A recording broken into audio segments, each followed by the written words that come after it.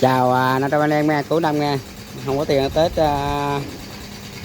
có một con xe xe mới, xe vô lăng mới, mốt 2m4, mét mốt, u đủ ký, tôn kèm đi 2, lớp sau là mâm 16, lớp đắp băng A nha, con 8, cốt Dagu, hàng bãi 100% nha, chưa đục chưa tháo, bao em nhẹ này.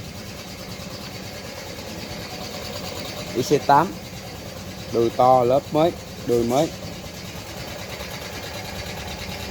RV 165 từ 2012 nha anh em. Nói chung là hơi xước chỗ này hơi dơ, còn lại là cam cốt nòng bạc này chưa đụng món gì.